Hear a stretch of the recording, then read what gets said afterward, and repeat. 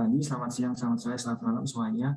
Di sini kami dari kelompok 4 dengan anggota Bunga Antua Lumban Gaul, Mutika Majaya, Adian Kedua Palupi, dan saya sendiri, Hazam Muhammad Isbitu Pamungkas, akan mempresentasikan tugas besar metode pelaksanaan konstruksi dengan judul Perancangan Metode Konstruksi Bendungan Organ Sulumana di Sulawesi Tengah. Next. Untuk bab 1 sendiri yaitu teori biasa berisi tentang 4 subbab yaitu latar belakang, rumusan masalah, tujuan, dan sistematika penulisan. Untuk latar belakang sendiri berisi tentang definisi konstruksi, yaitu konstruksi dapat didefinisikan sebagai model atau suatu tata letak suatu bangunan atau suatu proses atau kegiatan mengubah suatu hasil desain menjadi bentuk fisik berupa sarana maupun prasarana. Dalam suatu konstruksi terdapat sumber daya konstruksi yaitu berupa 5 jenis pekerja, material, metode, alat, dan uang. Dalam tugas besar ini, kita akan membahas tentang metode pelaksanaan konstruksi dalam pembangunan bendungan Sulumana di Sulawesi Tengah. Untuk rumusan masalah sendiri ada 4, yaitu pemilihan metode konstruksi yang tepat, 2, analisis pemilihan alat berat yang baik dan sesuai, yang ketiga, analisis produktivitas alat berat yang akan digunakan, dan yang keempat, biaya yang akan dikeluarkan. Adapun tujuan tugas besar ini juga ada 4, yaitu untuk menjawab rumusan masalah. Yang pertama, mendapatkan hasil analisis pemilihan metode konstruksi yang tepat. Yang kedua, mendapatkan hasil analisis pemilihan alat berat yang baik dan sesuai. Yang ketiga, mendapatkan hasil analisis produktivitas alat berat yang akan digunakan. Dan yang keempat, mendapatkan hasil biaya yang perlu dikeluarkan. Selanjutnya untuk bab 3 sendiri, di sini akan dibahas tentang hasil analisis. Dimulai dari gambaran umum proyeknya. Untuk proyek Bendungan Sulumana ini berlokasi di Kabupaten Donggala, Kota Palu, Provinsi Sulawesi Tengah. Dengan fungsi bendungannya sendiri untuk pengelolaan dan pengendalian sumber daya air, untuk kebutuhan irigasi, tambak, air baku, listrik, konservasi sumber daya air, dan pariwisata untuk masyarakat. Dengan karakteristik bendungannya, itu dia berada pada aliran Sungai Sulumana dengan elevasi 40 meter di atas permukaan laut, berjarak 35 km dari hulu sungai sampai lokasi bendung, memiliki lebar 41 meter dengan anak sungai berjumlah 11 sungai, debit sungainya pada musim kemarau sebesar 2,5 meter kubik per detik, dan memiliki total tampungan sebesar 61 juta meter kubik. Dengan fungsinya itu untuk menampung sedimen selama umur ekonomisnya, yaitu 50 tahun. Selanjutnya untuk metode pelaksanaan konstruksi di proyek ini terdiri dari 4 pekerjaan. Untuk pekerjaan pertama yaitu pekerjaan persiapan, fungsinya untuk memastikan bahwa lahannya ini siap untuk digunakan dan juga menunjang keberjalanan proyeknya. Di mana pekerjaan ini terdiri dari 5 sub pekerjaan lagi, ada pekerjaan pembersihan lahan, pematokan dan pengukuran, mobilisasi dan demolisasi alat, pembuatan fasilitas sementara, kesehatan dan keselamatan kerja. Kemudian untuk pekerjaan cover dam sendiri, tujuannya untuk melindungi area pelaksanaan pekerjaan bendungan dari pengaruh aliran air, di mana di dalamnya terdiri dari tahapan perhitungan tinggi cover dam, volume cover dam, dan juga volume ulugan, di mana di sini akan digunakan gambar desain dari AutoCAD. Selanjutnya untuk pekerjaan saluran pengelak, tujuannya itu untuk mengalirkan aliran sungai yang akan dibendung menggunakan cover dam selama periode pelaksanaan bendungan. Terdiri dari 3 sub pekerjaan, ada pekerjaan galian, konstruksi saluran, dan juga penutupan tanah galian saluran pengelak. Dan yang terakhir pekerjaan bangunan air, yang tujuannya itu untuk pemanfaatan, perlindungan, pengendalian, dan pengembangan sumber daya air. Di mana terdiri dari 4 sub pekerjaan, ada pekerjaan pumping, grouting, tubuh bendungan, dan juga spillway. Itu adalah pekerjaan yang tinjau. Pekerjaan yang akan ditinjau adalah pekerjaan galian dan timbunan saluran pengelak. Diketahui bahwa saluran pengelak memiliki panjang 38 meter dan lebar 9 meter. Dan untuk volume galian sebesar 103.300 meter kubik dan timbunan sebesar 11.550 meter kubik. Next. Itu adalah metode 1 atau alternatif 1 untuk pekerjaan galian dan timbunan. Di pada pelaksanaan penggalian ini menggunakan 5 metode, yaitu saluran pengelak akan dilakukan oleh 2 arab pada proses penggaliannya, lalu penetapan benchmark, lalu tanah isi perlu diratakan dan digali, untuk penggalian tanah terbuka menggunakan eskavator dan dump truck, lalu semua galian terbuka harus diberi rambu peringatan. Lalu pada pelaksanaan timbunan ini penutupan area atas post culvert, lalu penggalian pada sekitar saluran akan menjadi bahan penutupan. Lalu penutupan ini menggunakan eskavator, bulldozer, dan roller. Next. Spesifikasi alat yang digunakan ini eskavator dengan merek CAT, lalu ada dump truck dengan mesin Fuso FN627. Lalu pada pelaksanaan timbunan ini menggunakan bulldozer D85ISS dengan merek Komatsu, lalu compactor dengan Caterpillar CP533C, dan eskavator menggunakan merek CAT.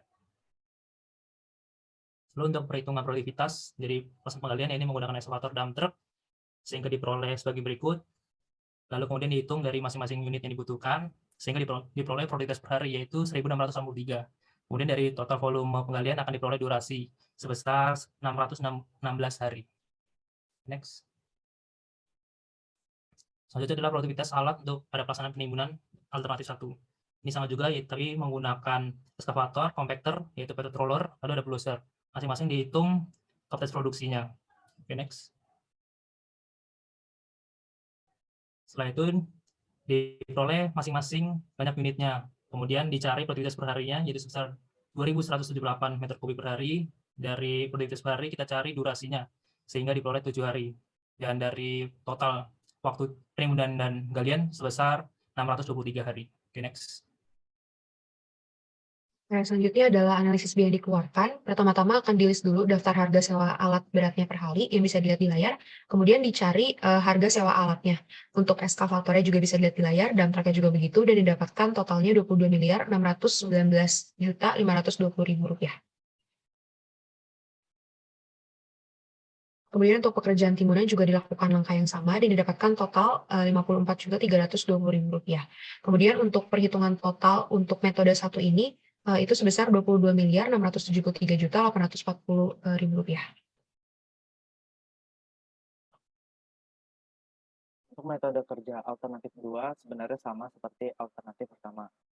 Pekerjaan yang tinjau juga sama, yaitu penggalian dan penimbunan. Spesifikasi alatnya nomor 3 dan nomor 4 sama.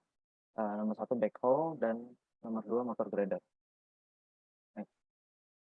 Untuk produktivitas alat, kita menggunakan perhitungan yang sama seperti alternatif 1 dengan rumus yang berbeda tentunya. Untuk dump truck dan backhoe didapatkan produktivitas per hari sebagai berikut. Next. Selanjutnya untuk pekerjaan timbunan kita menggunakan motor grader dan kompaktor dengan rumus yang berbeda pula. Untuk produktivitasnya dapatkan produktivitas per harinya, jumlah alat berat, dan kapasitas produksi masing-masing alat sebagai berikut.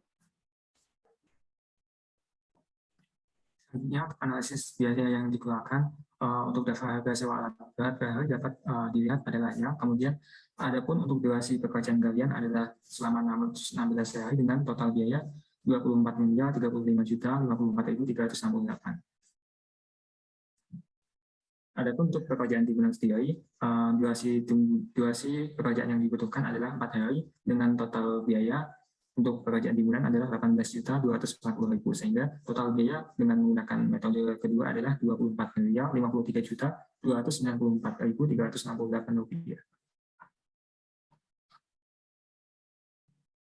Oke, selanjutnya setelah dihitung untuk kedua metode akan dilakukan komparasi. Nah, di sini ada dipilih 4 hal yang bisa membandingkan kedua metode. Pertama dari produktivitas, didapatkan bahwa produktivitas metode 2 itu lebih besar dibandingkan metode pertama.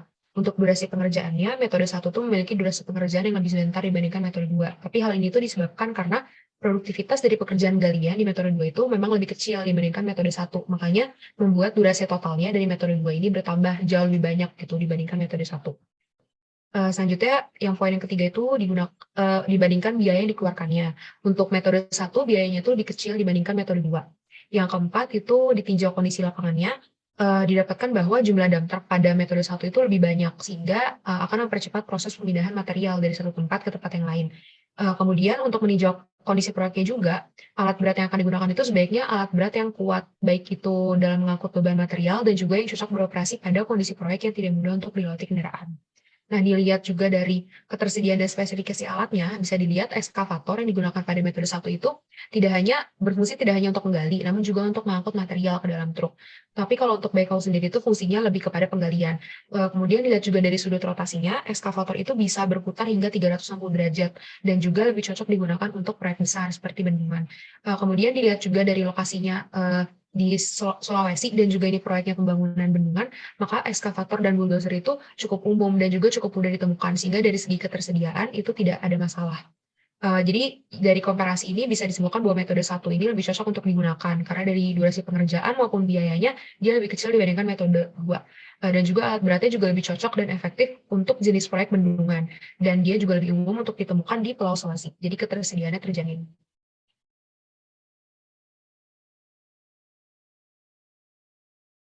Selanjutnya adalah kesimpulan dari tugas besar kami, yaitu ada 1, yaitu pemilihan metode konstruksi yang tepat pada pelaksanaan galian timbunan saluran pengelak bendungan urukan Surmana, yaitu menggunakan metode 1 dengan alat eskavator, bulldozer, roller dan dump truck karena alat tersebut lebih cocok dan efektif pada proyek bendungan. Kemudian durasi dan biaya pengerjaan lebih murah.